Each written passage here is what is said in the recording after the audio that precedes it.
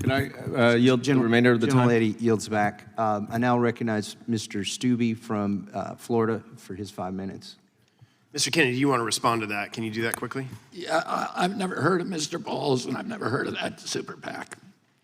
This is typical of the accusations against me at this hearing.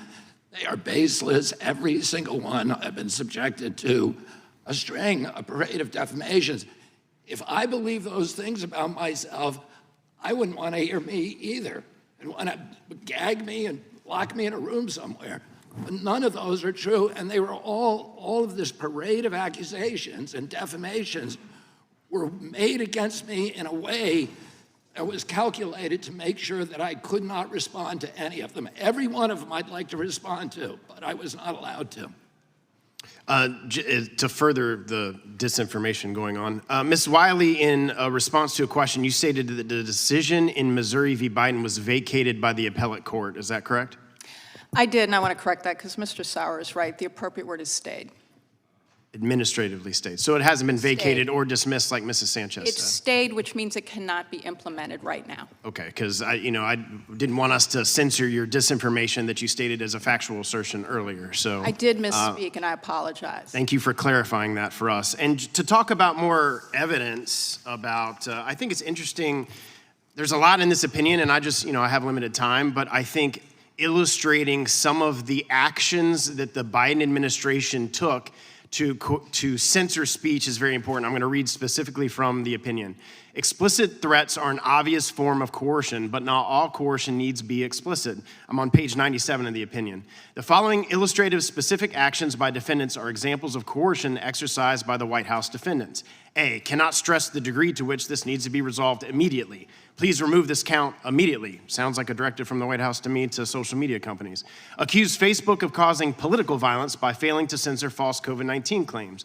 F, this is exactly why I want to know what reduction actually looks like. If reduction means pumping our most vaccine-hesitant audience with Tucker Carlson saying it does not work, then I'm not sure it's reduction, implying that they're reducing the information on that. Questioning how the Tucker Carlson video had been demoted since there were 40,000 shares.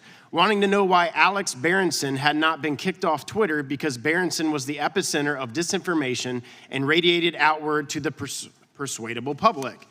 And I'm just skipping through here. I'm not even going through all these. Flatteringly stated, not to sound like a broken record, but how much content is being demoted and how effective are you at mitigating reach and how quickly? Flattery told Facebook, are you guys effing serious? I want an answer on what happened here and I want it today. Sounds like a pretty explicit threat to me. Letter M, White House Press Secretary Psaki stated, and I quote, we are in regular touch with these social media platforms, and those engagements typically happen through members of our senior staff, but also members of our COVID-19 team. We're flagging problematic posts for Facebook that spread disinformation. Psaki also stated, one of the White House asks of social media companies was to create a robust enforcement strategy. Oh, Psaki stated on the February 1st, 2022 White House press conference that the White House wanted every social media platform to do more to call out misinformation and disinformation and to uplift accurate information. Another one, hey folks, wanted to flag the below tweet and I'm wondering if we can get moving on the process of having it removed ASAP. Sounds like a pretty explicit demand from the White House to me. Again, quoting the opinion. These actions are just a few examples of the unrelenting pressure the defendants exerted against social media companies. This court finds the above examples demonstrate that plaintiffs can likely prove the White House defendants engaged in coercion to induce social media companies to suppress free speech. Mr. Sauer, in the limited time that I have, can you just comment further on, these are just some of the highlights that are in the opinion, and illustrate to us all of the evidence of the White House censoring the American public and working with social media companies to accomplish that?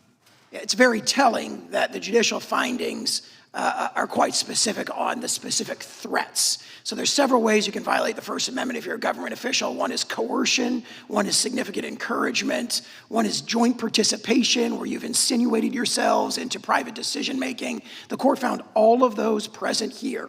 And with respect to those White House communications, there's a series of specific judicial findings that these statements were threatening. They were threatening adverse legal consequences. There's multiple findings, for example, that White House spokesperson Psaki's public statements explicitly linked the threat of adverse legal consequences to the White House's demands for censorship, which we didn't know at the time, but now know were being very aggressively peppered on the social media platforms while she was making those public statements. So you have public statements from the White House. Also, White House Communications Director Bedingfield, there's a very specific judicial finding on that. Threatening adverse legal consequences in public if there's not greater censorship, and in private, you've got Rob Flaherty, Andy Slavitt, other White House officials saying, take this down, do more to take down borderline content. Time of the gentleman has expired.